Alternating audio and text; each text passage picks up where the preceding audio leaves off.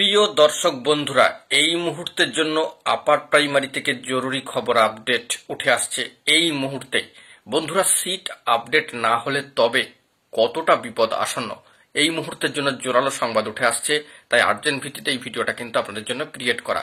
ভিডিওটিকে শেষ পর্যন্ত ওয়াচ করবেন, কোনোভাবে স্কিপ করবেন না, চ্যানেলটিকে সাবস্ক্রাইব করে নিয়ে সঙ্গে থাকবেন। বন্ধুরা, চলুন কথাবার্তা না বাড়িয়ে আমরা মূল টপিকে ফোকাস করি। বন্ধুরা, বর্তমান সিচুয়েশনে দাঁড়িয়ে সিট আপডেট হওয়াটা কিন্তু অত্যন্ত প্রয়োজন, কিন্তু ফলপ্রসূ হওয়ার ক্ষেত্রে এই সিট আপডেট না হলে তবে কতটা বিপদ আসন্ন, এ নিয়ে কিন্তু চাকরি প্রার্থীরাই নানান ধরনের বার্তা দিচ্ছেন বা প্রশ্ন তুলছেন। তো এই বিষয়ে জানিয়ে রাখা দরকার যে ইন্টারভিউ বঞ্চিত আপার প্রাইমারি চাকরি প্রার্থী বৃন্দের অবস্থান ধর্ণা কর্মসূচি ইতিমধ্যেই 940তম দিন কিন্তু অতিক্রম করে গিয়েছে। 900 দিনের মাইল ফলক ছোঁয়ার পরেও তারা কিন্তু তাদের অবস্থান ধর্ণা এখনো পর্যন্ত বজায় রেখেছেন সম্মানীয় শহীদ মাতঙ্গিনী হাজরা মূর্তির পাদদেশ অঞ্চলে, এবং সেভাবেই কিন্তু চলছে টানা এত দিন ধরে।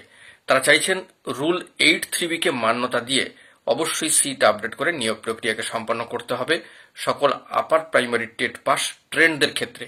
কিন্তু বাস্তবে এটি ফলপ্রসূ না হলেও তারা কিন্তু এই তাদের আন্দোলন কর্মসূচি চালিয়ে যাবেন। পাশাপাশি সর্বোচ্চ ন্যায়ালয় সুপ্রিম কোর্টে যে মামলা রয়েছে সেটিকে মুভ করানোর ক্ষেত্রেও কিন্তু অবশ্যই তারা ইনিশিয়েটিভ নেবেন। আগামী 27 তারিখের পরবর্তী ক্ষেত্রে এই বিষয়ে কিন্তু কেস সংক্রান্ত বিষয়ে প্রোগ্রেসিভ আপডেট উঠে আসতে পারে।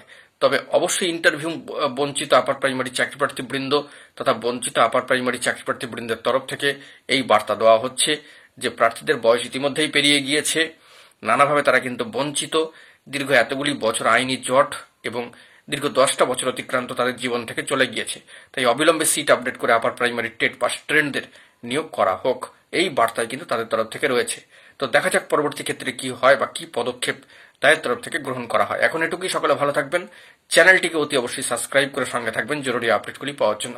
ধন্যবাদ।